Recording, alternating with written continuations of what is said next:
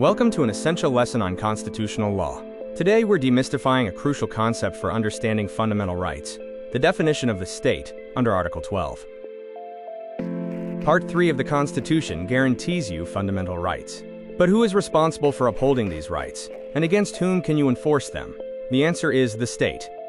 Article 12 of the Indian Constitution provides the specific legal framework by defining, quote, the state explicitly for the purpose of fundamental rights enforcement.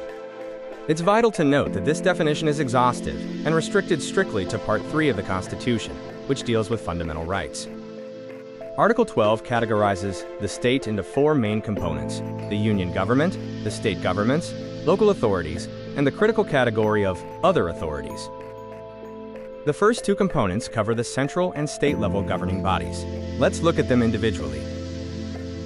This includes the Government and Parliament of India, encompassing the Union Executive, like the President and Prime Minister, and the Union Legislature, which is the Parliament itself. Similarly, the state includes the government and legislature of each individual state, covering the state executive, such as the Governor and Chief Minister, and the state assemblies.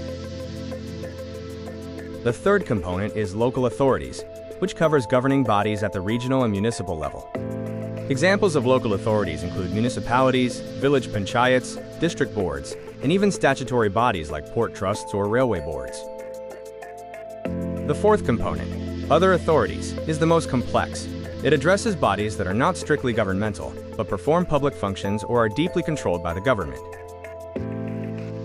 The Supreme Court devised tests in cases like Ajay Hasia to determine if an entity qualifies as an other authority, focusing on factors like financial dependency, deep functional control by the state, and the entity's public importance. Based on these tests, organizations like the Life Insurance Corporation, ONGC, and major government-affiliated universities are often included within the definition of the state for fundamental rights purposes. Let's summarize who falls under the definition of the state and who is typically excluded.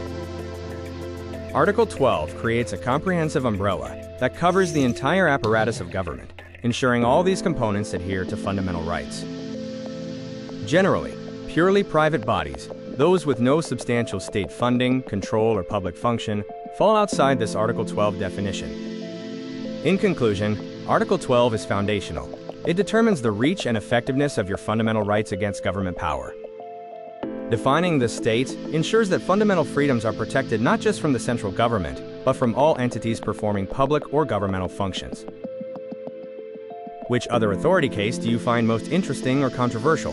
Share your thoughts and questions in the comments below.